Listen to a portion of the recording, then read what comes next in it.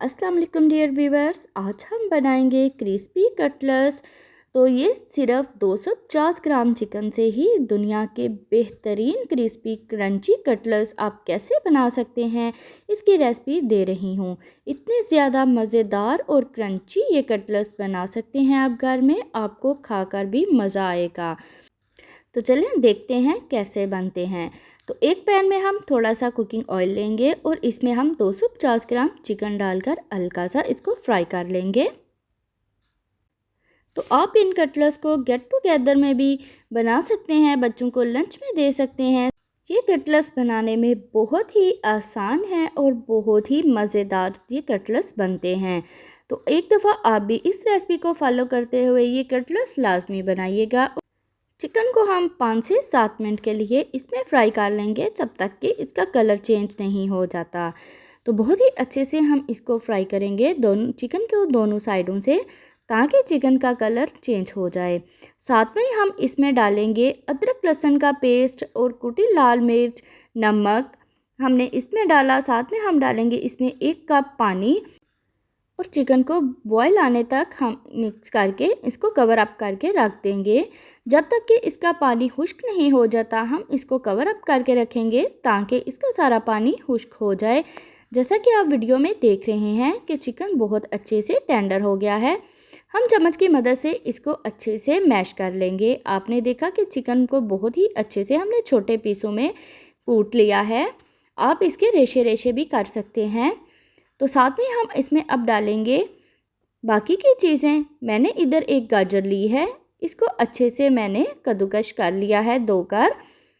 तो हम इसमें 1 गाजर डालेंगे कद्दूकश करके।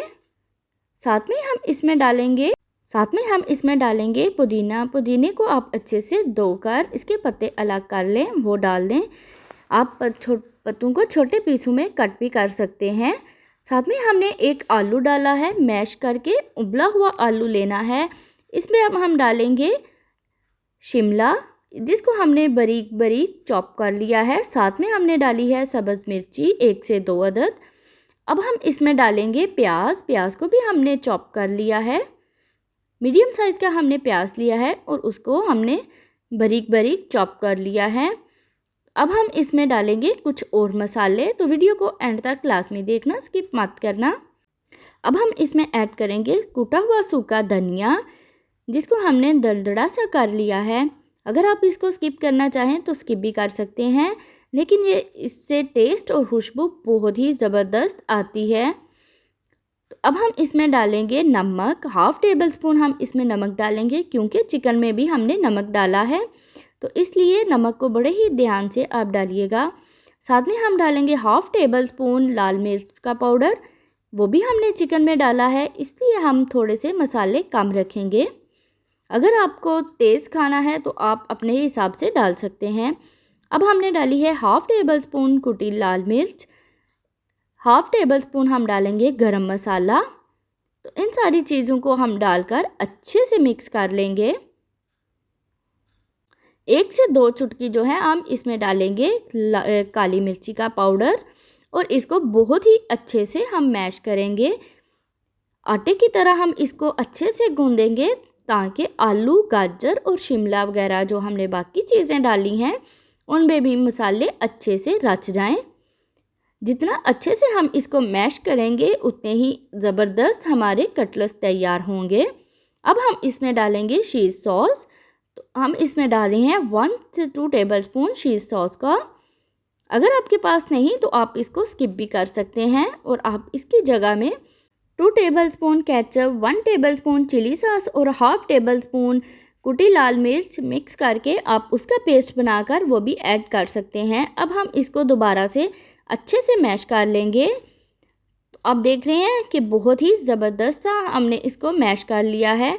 हाथों पे हम लेंगे कुकिंग ऑयल को और अच्छे से हम इसके कटलेट्स बना लेंगे। आप कटलेट्स को कोई भी शेप दे सकते हैं, गोल में, सिलेंडर शेप या लंबाई में भी, जो भी आपको शेप पसंद है आप इसको वो शेप दे सकते हैं।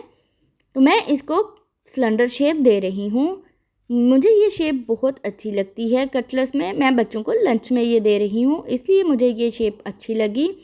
तो हमने एक एक करके सारे कटलेट्स तैयार कर लिए हैं। अब हम इसके लिए एक पेस्ट तैयार करेंगे, जिसके लिए हम लेंगे 3 से 4 टेबलस्पून मैदा, साथ में हम लेंगे कॉर्नफ्लोर, 2 टेबलस्पून हमने कॉर्नफ्लोर लिया है। साथ में हम इसमें नमक ऐड करेंगे, थोड़ा सा हम नमक ऐड करेंगे और हाफ टेबल स्पून हम इसमें काली मिर्ची का पाउडर ऐड करेंगे।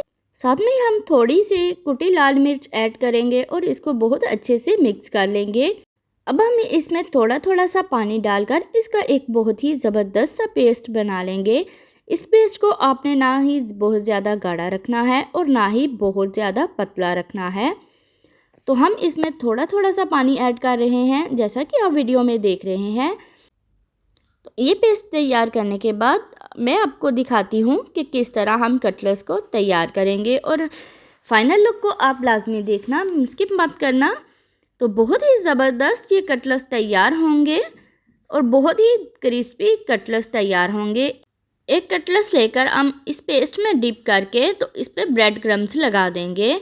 दोनों साइडों से हम बहुत ही अच्छे से ब्रेड क्रम्स लगाएंगे। इसी तरह हम सारे जो हैं कटलेट्स तैयार कर लेंगे। इस स्टेज पर आप कटलेट्स को 2 से 3 दिन के लिए फ्रीज़ भी कर सकते हैं। एक दूसरी तरफ हमने ऑयल को अच्छे से गर्म कर लिया था। हाई फ्लेम पर हम इसको फ्राई करेंगे, क्योंकि चीज़ें ऑलरेडी अंदर से पकी हुई हैं। हम सिर्फ इसको कलर देने के लिए ही फ्राई करेंगे और हम हाई फ्लेम पर इसको फ्राई करेंगे। 2 से 3 मिनट के लिए हम इसकी एक साइड को फ्राई करेंगे, फिर हम इसकी साइड चेंज कर देंगे ताकि नीचे वाली जो इसकी साइड है अच्छे से सेट हो जाए। आप देख रहे हैं कि नीचे वाली साइड बहुत ही अच्छे से फ्राई हो रही है। अब हम इनको थोड़ा थोड़ा सा एक दूसरे से दूर करते हैं ताकि आसानी से इसकी साइड हम चेंज कर सकें। आप जब भी कोई भी चीज़ फ्राई करें तो 2 चीज़ों की मदद से आप इनकी साइड चेंज किया करें, ताकि आसानी से साइड भी चेंज हो जाए और शेप भी ख़राब ना हो।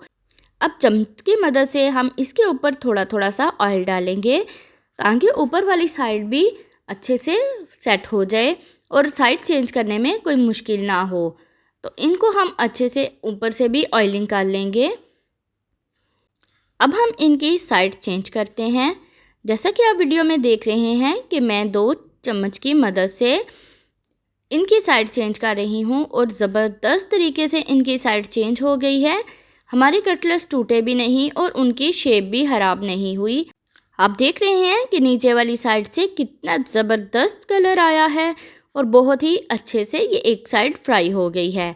अब दूसरी साइड को भी हम 3 से 4 मिनट के लिए अच्छे से फ्राई कर लेंगे। तो दूसरी साइड भी फ्राई हो गई है। अब हम इसको डिश आउट करते हैं। एक एक करके हम इनको निकाल लेंगे। आप देख रहे हैं कि दोनों साइडों से इनकी कितनी अच्छी लुक है। तो एक एक करके हम इसको स्ट्रेनर में निकाल लेंगे ताकि एक्स्ट्रा ऑयल जो है वो निकल जाए। तो इसी तरह हम इसको अब डिश आउट करेंगे। आपने देखा कि कितनी ज़बरदस्त सुनहरी और गोल्डन सी इसकी लुक है। तो मैं इसको म्यू और टमाटो केचप के साथ सर्व कर रही हूँ।